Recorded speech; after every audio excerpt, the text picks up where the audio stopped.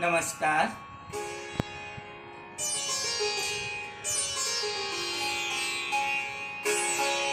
विद्यार्थियों,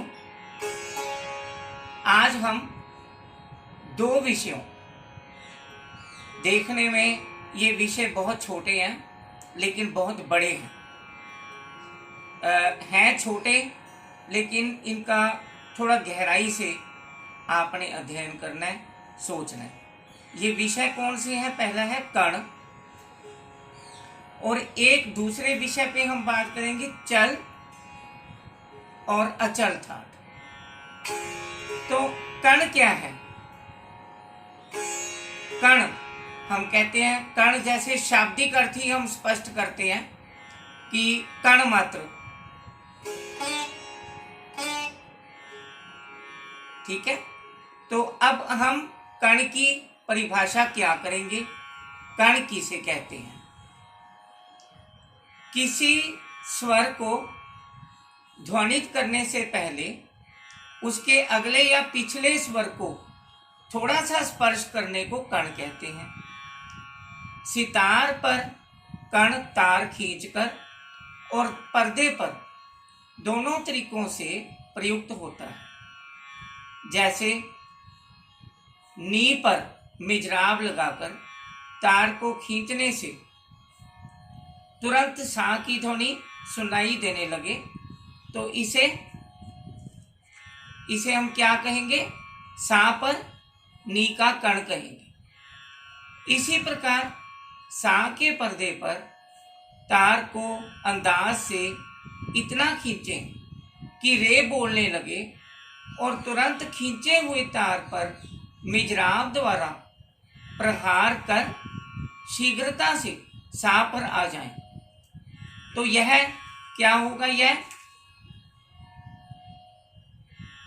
जैसे नी हम एकदम से बजाते हैं तो सा पर आते हैं तो नी पर सा का कण होगा, और रे से जब हम सा पर कहेंगे तो सा पर रे का कण कहलाएगा। यहाँ पर यह बात अवश्य स्पष्ट कर लेनी चाहिए कि यदि जिस स्वर का कण लेना है उस स्वर से मूल स्वर तक आने में देरी हो गई तो यह क्रिया मेड कहलाएगी। अतः कण लगाते समय तार खींचने की क्रिया में कम से कम समय लगना चाहिए। कण स्वर को अलंकारिक स्वर भी कहते हैं। क्यों कहते हैं? क्योंकि इससे राग का सौंदर्य बढ़ता है। स्वर लिपि में कण का चिन्ह बताने के लिए स्वर के ऊपर एक छोटा स्वर लिख दिया जाता है। उस छोटे स्वर को ही कण रूप में प्रयुक्त किया जाता है। जैसे मपा, मा पर पा का जो मपा, मा का कण पा पर। इससे स्पष्ट है कि पा पर मां का कण है। इसी प्रकार यदि कण बाद वाले स्वर का लेना है तो भी इस प्रकार लिखेंगे। जैसे पा पर धा का कण है तो धपा, यानी पा के ऊपर धा लिखेंगे। इस प्रकार लिखेंगे। तो अब जैसे मैंने आपको कण की बात कही कि कण हमने क्या लेना है। जैसे अब हमारे पास क्या है, ये मैंने पूरिया कल्याण से है थोड़ा, क्योंकि शाम का समय है। अब ये ने,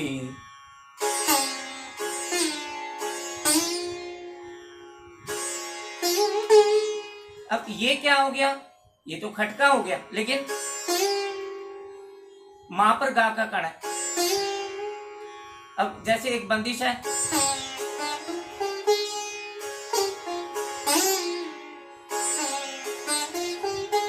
बहुत दिन बीते बीते। अब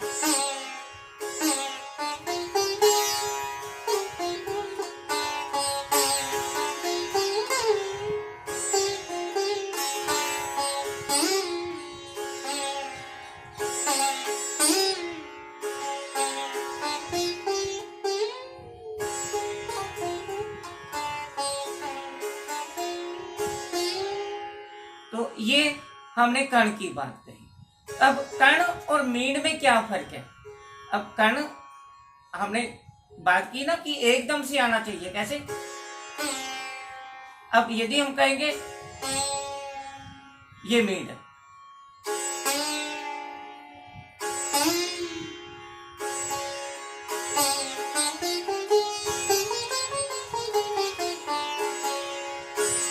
अब यही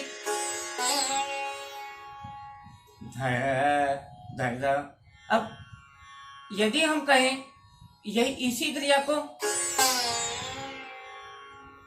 ये मीड होगी,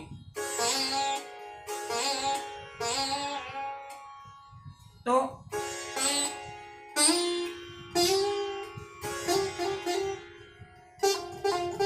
अब ये थोड़ा इसमें कृंतन का भी आभास है। तो इन सब चीजों से ये पता होना चाहिए कि कर्ण क्या है। बेसिकली कर्ण हारमोनियम, कीबोर्ड वगैरह साजों पे चलता है, और इन पे यदि हम तंती साजों पे, तारों वाले साजों पे करेंगे तो उस पे हमारा जो ये दूसरे हैं स्वर, जैसे कृंतन है, या यदि धीरे क्रिया हो गई तो मेड आ जाएगी, तो ये स्वर स्पष्ट हो जाएंगे। तो उम्मीद है कि आपको कर्ण की बात स्पष्ट आ गई होगी। अब मैं आपको आज का दूसरा टॉपिक चल तथा अचल थाट। तो अब चल और अचल थाट, थाट हमने क्या कहा था कि थाट क्या है? थाट हम ये कह रहे थे कि वह स्वर समूह जिसमें राग उत्पन्न करने की शक्ति हो, वह थाट कहलाता है। लेकिन अब इसमें थाट क्या हुए? पर्दे। पर चल, चल मतलब जो चल सके। जैसे ये अभी मैं आपको, ये पर्दे हैं सितार के, मैं इसको ये यहां पे रे को ले आया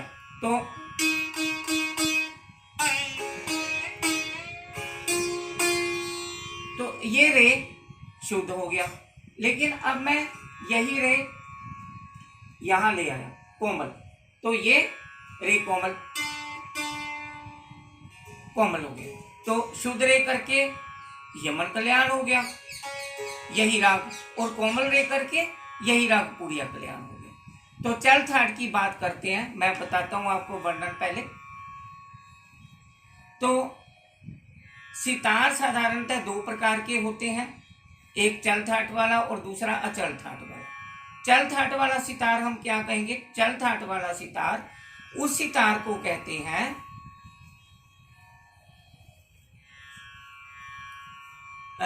जिसके लगभग आधे पर्दे आवश्यकता अनुसार अपने स्थान से खिसकाए जाते हैं। चल थाट वाले सितार में 16, 17, 18 अथवा 19 पर्दे होते हैं। 16 पर्दों वाले चल थाट के सितार के पर्दे मंद्र, तीव्रमा, ये मंद्र सप्तक के स्वर बोलूंगा मैं पहले। तीव्रमा, पा, धा, कोमलनी, शुद्धनी, आगे मध्य सप्तक के स्वर है सा, रे, गा, मा, तीव्रमा, पा, धा, नी, जिनमें मैं कुछ नहीं बोल रहा वो शुद्ध है। फिर आगे तार सप्तक के सा, रे, गा शुद्ध। इन स्वर नामों से संबोधित किए जाते हैं। इन 16 पर्दों में से धा, रे, गा, धा, नी, रे, गा। धा कौन सा? मंद्र सप्तक का। फिर मध्य का रे, गा, धा, नी, ये मध्य के हैं। फिर तार सप्तक के रे, गा। इन 7 स्वरों के पर्दे अपनी जगह से हटते हैं। इन स्वरों को कोमल स्वर बनाने के लिए वह 7 पर्दे अपनी जगह से ऊपर की ओर, अर्थात ऊपर की ओर यानी कहां पे? खूंटियों की ओर खिसकाए जाते हैं। बाकी मंद्र सप्तक का तीव्रमा, मंद्र सप्तक का पा, मंद्र सप्तक का कोमलनी, मंद्र सप्तक का शुद्धनी, मध्य सप्तक का सा, मध्य मा, मध्य तीव्रमा, मध्य पा और तार सप्तक का सा। कितने हुए ये? इन 9 स्वरों के पर्दे अपनी जगह पर कायम रहते हैं, परंतु काफी, पीलू अथवा दोनों गंधार और दोनों निषाद प्रयोग किए जाने वाले रागों को बजाते समय शुद्ध मध्य सप्तक का शुद्ध मां और तीव्र मां, इन दोनों स्वरों के पर्दे भी अपनी जगह से हटाए जाते हैं। कारण शुद्ध मां और तीव्र मां जो कि मध्य सप्तक के बताए हैं, इन स्वरों के पर्दों को हटाए बगैर दोनों गंधार यानी कि कौन कौन से, कोमल गा और शुद्ध गा के पर्दे कायम नहीं किए जा सकते। अतः शुद्ध मां तीव्र मां इन दोनों स्वरों के पर्दे भी कुछ रागों को बजाते समय अपनी जगह से हटाए जाते हैं। अब 17 पर्दों वाले चल थाट का सितार मंद्र सप्तक के धैवत स्वर को जोड़कर, जैसे मंद्र सप्तक का तीव्र मां, मंद्र पा, मंद्र कोमल धा, मंद्र शुद्ध धा, मंद्र कोमलनी, मंद्र शुद्धनी, आगे मध्य सप्तक के आगे सा, शुद्ध रे, शुद्ध गा, शुद्ध मां, तीव्र मां, पा, शुद्ध धा, शुद्ध नी, तार सप्तक का सा, तार सप्तक का शुद्ध रे, तार सप्तक का शुद्ध गा, इन ये स्वर होते हैं। 18 पर्दों वाले चल थाट के सितार के पर्दे मंद्र सप्तक का तीव्र मां, मंद्र सप्तक का पा, मंद्र सप्तक का शुद्ध धा, मंद्र सप्तक का कोमलनी, फिर मंद्र शुद्धनी, मध्य सप्तक के सा, शुद्ध रे, कोमल गा, शुद्ध गा, मां शुद्ध, तीव्र मां, पा, शुद्ध धा, कोमलनी, शुद्धनी, तार सप्तक का सा, तार रे, तार गा, इन स्वर नामों से संबोधित किए जाते हैं। इन 18 पर्दों में से मंद्र धा शुद्ध जो मध्य सप्तक का शुद्ध रे, मध्य सप्तक का शुद्ध धा, तार सप्तक का शुद्ध रे, तार सप्तक का गा, केवल इन 5 स्वरों के पर्दे कोमल स्वर बनाने के लिए अपनी जगह से खूंटियों की ओर खिसकाए जाते हैं। बाकी 13 स्वरों के पर्दे अपनी जगह पर कायम रहते हैं। 19 पर्दों वाले चल थाट के सितार के पर्दे मंद्र सप्तक का तीव्र मां, मंद्र पा, मंद्र कोमल धा, मंद्र शुद्ध धा, मंद्र कोमलनी, मंद्र शुद्धनी, मध्य सप्तक का सा, शुद्ध रे, कोमल गा, शुद्ध गा, शुद्ध मां, तीव्र मां, पा, धा शुद्ध और कोमलनी शुद्धनी, फिर तार सप्तक के आगे सा, शुद्ध रे, शुद्ध गा, इन स्वर नामों से संबोधित किए जाते हैं। इन 19 पर्दों में से रे मध्य सप्तक का, धा ये दोनों मध्य सप्तक के और तार सप्तक के रे गा, केवल इन 4 स्वरों के पर्दे कोमल स्वर बनाने के लिए अपनी जगह से खूंटियों की ओर खिसकाए जाते हैं। बाकी सब स्वरों के पर्दे अपनी जगह पर कायम रहते हैं। अब अचल थाट वाला सितार क्या है? अचल थाट वाला सितार उस सितार को कहते हैं जिसके सभी पर्दे अपनी जगह पर कायम रहते हैं और खिसकाए नहीं जाते। अचल थाट वाले सितार में कुल 23 पर्दे होते हैं। जो अब जितने भी स्वर पहले मंत्र के बोलूंगा, तीव्र मां, पा, कोमल धा, शुद्ध धा, कोमलनी, शुद्धनी, आगे मध्य सप्तक के स्वर आगे सा, कोमल रे, शुद्ध रे, कोमल गा, शुद्ध गा, शुद्ध मां, तीव्र मां, पा, कोमल धा, शुद्ध धा, कोमलनी, शुद्धनी, फिर तार सप्तक के सा, कोमल रे, शुद्ध रे, कोमल गा, शुद्ध गा, इन स्वर नामों से संबोधित किए जाते हैं। इनमें से कोई भी पर्दा अपने स्थान से हटाया नहीं जाता।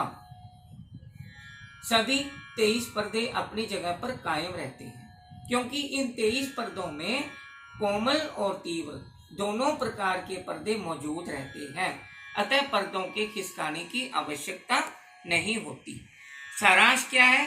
सारांश यह है कि जो चल थाट है उस सितार में, चल थाट वाले सितार में पर्दों की संख्या 16 से लेकर 19 होती है, परंतु ऊपर बताए हुए जो पहले हमने बात की तीनों प्रकार के चल थाट वाले सितारों में से 19 पर्दों वाला सितार अधिक प्रचलित है और सभी सितारिये 19 पर्दों वाला सितार ही पसंद करते हैं। अचल थाट वाले सितार का अब प्रचार नहीं है। कारण क्या है? कि पर्दों की संख्या अधिक होने की वजह से सितार बजाने में कुछ असुविधा सी होती है। साथ ही पर्दों में उंगलियों के फंसने का भी डर रहता है। यही नहीं बल्कि गलत पर्दों पर उंगलियों के गलत पड़ जाने की संभावना भी रहती है। इसीलिए आजकल 19 पर्दों वाले चल थाट के सितार का ही अधिक प्रचार है। अब ये जो 16 से 19 पर्दे हमने दिखाए हैं, अब जैसे मैंने आपको अभी चल थाट का सितार दिखाया था, अब क्या है, ये अभी मैंने रे नीचे से ऊपर किया था, लेकिन अब मैं मान लो हमने कोई राग गंधार, मान लो कोई गा कोमल वाला राग हमने बजाना है, रे कोमल हमारे पास है ही है।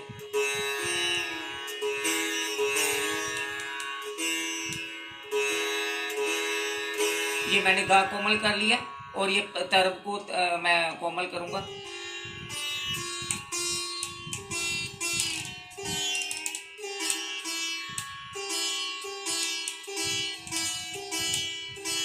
अब ये मैंने गा कोमल कर लिया।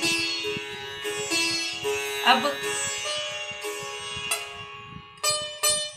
ये मेरे पास ये मैंने इस यहाँ का गा, ये चल थाट वाला सितार हुआ ना, क्योंकि ये शुद्ध गा था, मैंने इसको कोमल कर लिया।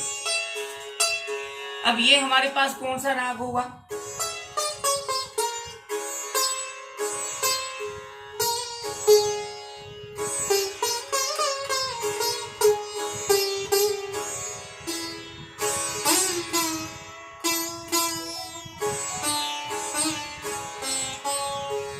अब पा, लेकिन अब मैं इसके धा को भी ऊपर कर लेता हूं, क्योंकि हमने क्या बजाना है? मुल्तानी। पहले हमने पूरिया बजाया था, बहुत दिन बीते।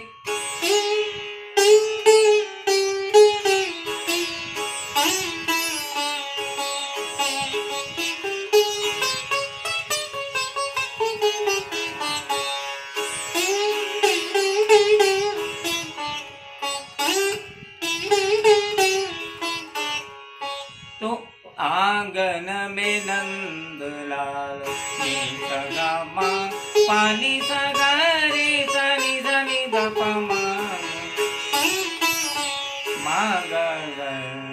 तो ये हमारा चल थाट का सितार हुआ, जिसमें हम पर्दों को ऊपर नीचे कर सकते हैं।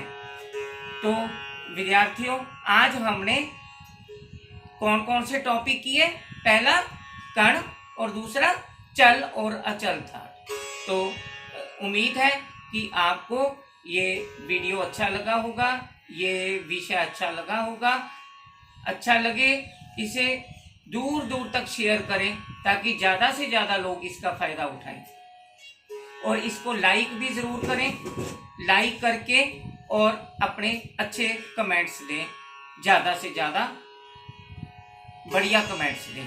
और मिलेंगे हम अगले वीडियो में किसी और विषय के साथ। तब तक के लिए नमस्कार।